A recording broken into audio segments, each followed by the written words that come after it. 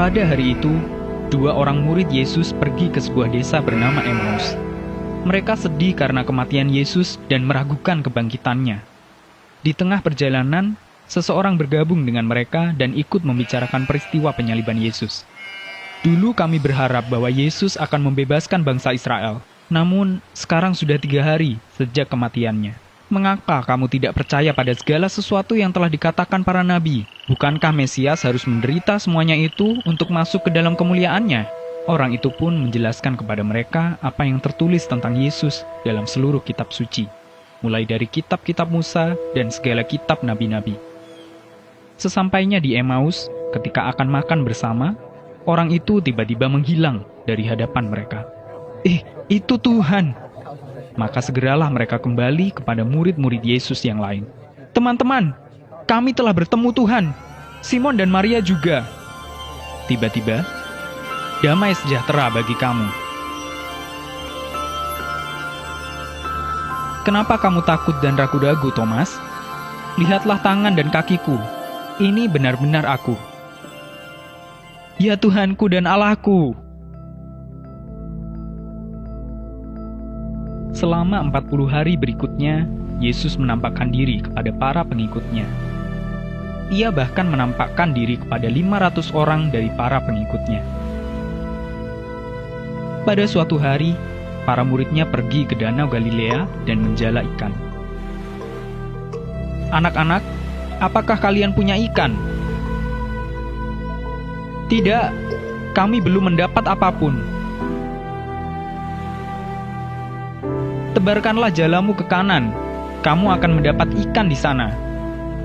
Maka, luar biasa, ikan ini banyak sekali. Simon, itu Tuhan. Guru, bawalah beberapa ekor hasil tangkapanmu untuk kita makan bersama.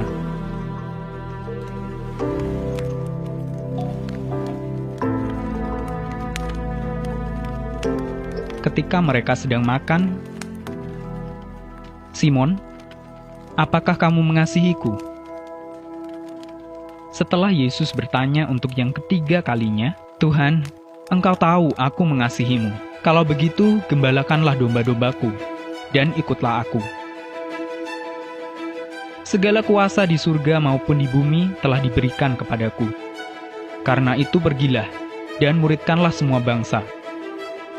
Baptiskanlah mereka dalam nama Bapa dan Anak dan Roh Kudus.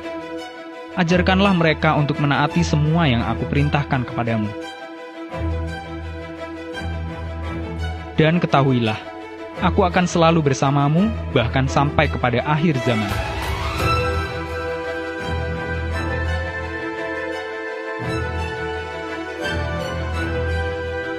Setelah memberkati mereka, Yesus terangkat ke surga. Murid-murid Yesus menyembah Dia dan kembali ke Yerusalem dengan sangat bersuka cita.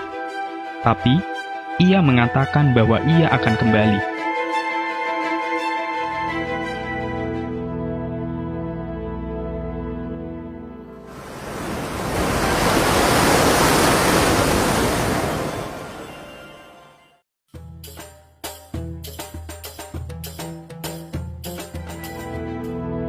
Di Yerusalem, para murid Yesus berkumpul dan berdoa. Mereka menantikan janji Allah yang telah dikatakan oleh Yesus, yaitu seorang penolong yang lain yang akan mengajar mereka dan mengingatkan mereka tentang segala sesuatu yang sudah diajarkan Yesus. Penolong itu adalah Roh Kudus. Dalam kuasa Roh Kudus, para murid bersaksi kepada setiap orang bahwa Yesus adalah Mesias, Anak Allah, dan penebus dosa manusia. Saudara-saudara, dengarlah perkataanku ini. Yesus yang telah kamu salibkan itu telah dibangkitkan oleh Allah. Maut tidak berkuasa atasnya, dan Allah telah menjadikannya Tuhan dan Mesias. Kami semua adalah saksi dari hal itu. Meski banyak yang menentang, kabar tentang Yesus tidak hanya disebarkan oleh para murid di Yerusalem, tetapi juga di Yudea, Samaria, bahkan kepada bangsa-bangsa lain di luar Israel. Yesus adalah Anak Allah. Kabar tentang Yesus juga disampaikan lewat surat-surat. Yesus telah memikul dosa kita di kayu salib, supaya kita yang telah mati terhadap dosa dapat hidup untuk kebenaran. Melalui pemberitaan para murid Yesus, banyak orang yang menjadi percaya.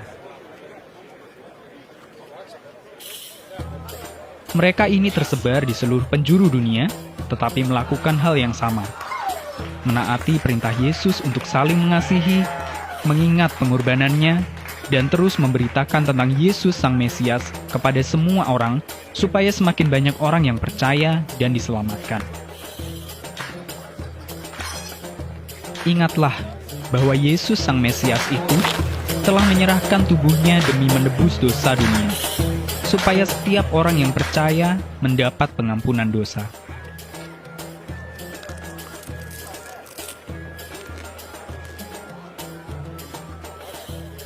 Karena Allah sangat mengasihi dunia ini, Ia memberikan anaknya yang tunggal supaya setiap orang yang percaya kepadanya tidak binasa, melainkan memperoleh hidup yang kekal.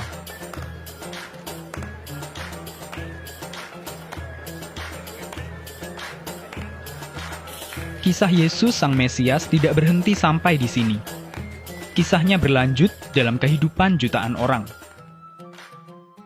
Dia masuk ke dalam kehidupan orang-orang sebagai seorang teman yang kekasih. Anda juga bisa menerima hidup yang Allah ingin berikan kepada Anda. Bagaimana caranya? Anda bisa menerima kasih karunia Allah dengan mengucap syukur kepada Yesus atas semua yang telah Ia lakukan untuk Anda. Ia telah mengampuni dosa Anda. Ia menanggapi pilihan Anda dengan tinggal di dalam Anda bersama Roh-Nya.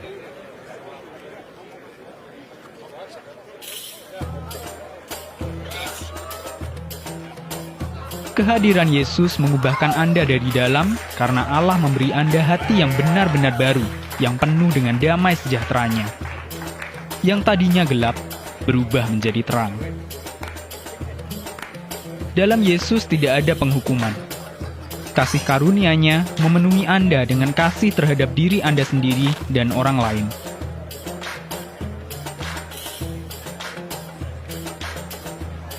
Anda bisa membaca sendiri Alkitab dan mencari tahu tentang Yesus. Yesus adalah Anak Allah, pribadi yang mengubah dunia.